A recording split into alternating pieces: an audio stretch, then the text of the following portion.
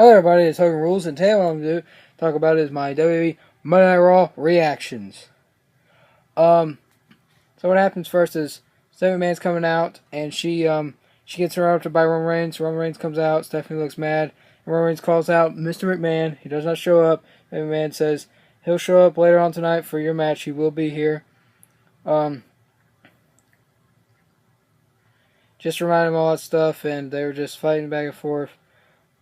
And then Roman Reigns says, if Mr. McMahon screws me out, you will not be picking up at the police station. You're picking him up in an ambulance. He'll be taken away in an ambulance or something like that. Take him to the hospital. Yeah. And he walks out, and here comes Dean Ambrose. He's going to sit at ringside. Fist bumps with Roman Reigns, and then Neville versus Kevin Owens for this match. Neville beat Kevin Owens last week in 30 seconds. That was awesome. Very surprising, too. Kevin Owens wins the match, puppet powerbomb, and tries to attack Neville after the match because he has injured ribs like he did last week. He attacked him so bad. Then Dean Ambrose flies, goes in the middle rope, flies on that in the outside.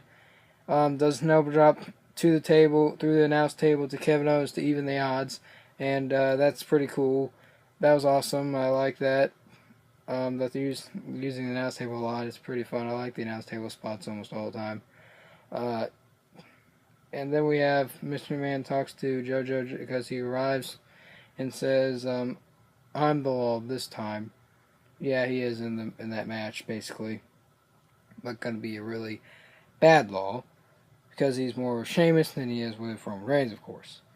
And then Ric Flair and Charlotte Charlotte's talking to Becky Lynch because Becky Lynch wants another chance at fighting Charlotte because Charlotte cheated with Ric Flair, and Becky Lynch...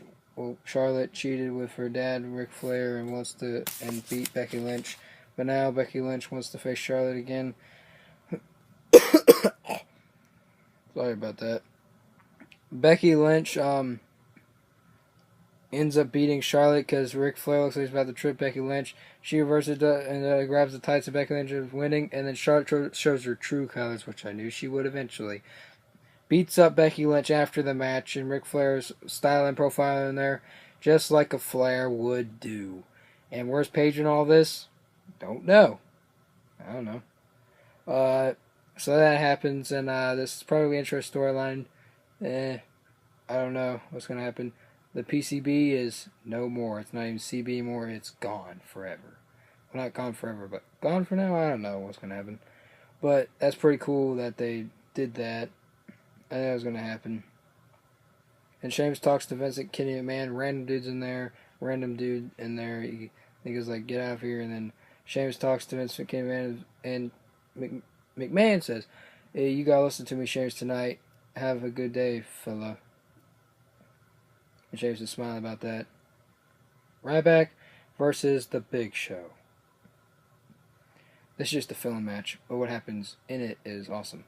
Ryback versus The Big Show. Big Show throws Ryback outside the ring after chokeslamming him.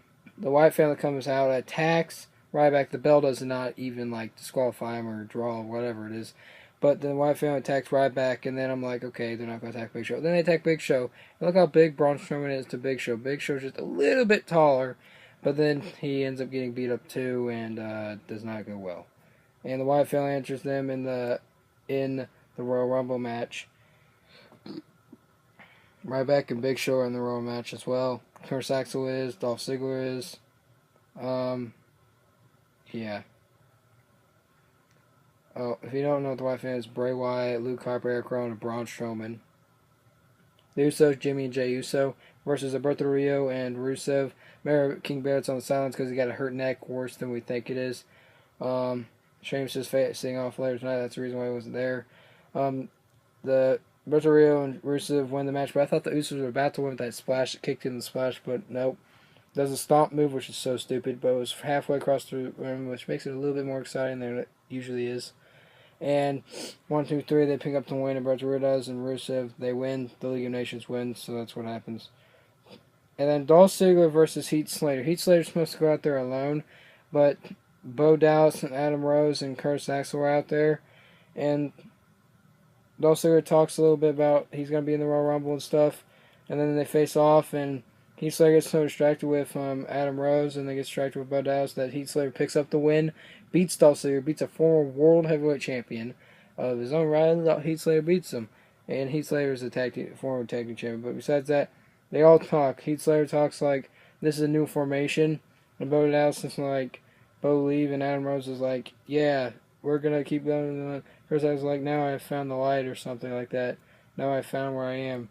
And now they're called hashtag social outcasts. Trended worldwide, everybody, on Twitter. Go ahead. Do it.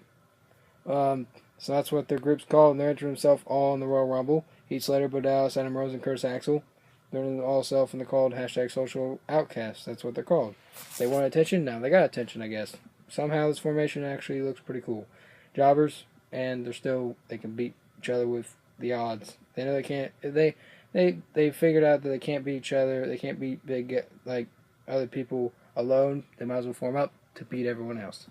That works.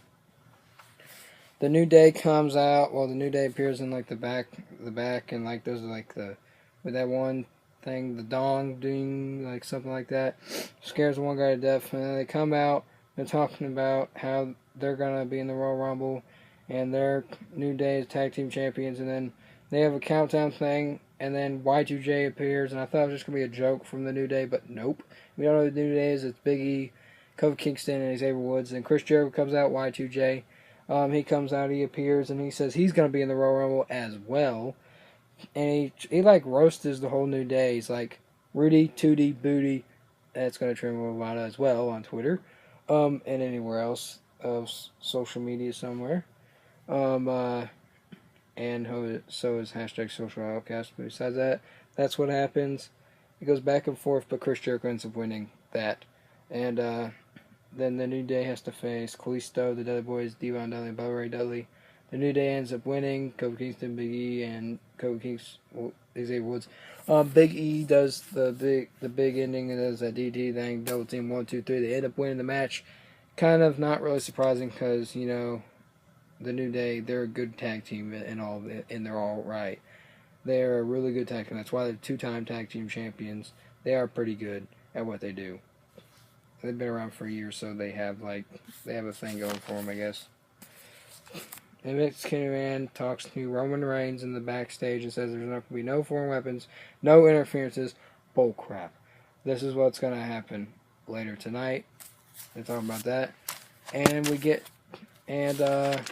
also this week on SmackDown, Dean Ambrose will verse Kevin Owens for the Intercontinental Championship.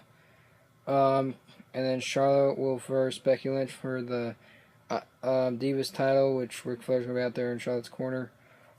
So that's going to be exciting for SmackDown. But next Raw, Brock Lesnar with Paul Heyman, maybe Paul Heyman, possibly, are going to be their next. They're going to be their next Raw, next Monday Night Raw. That's going to be pretty cool.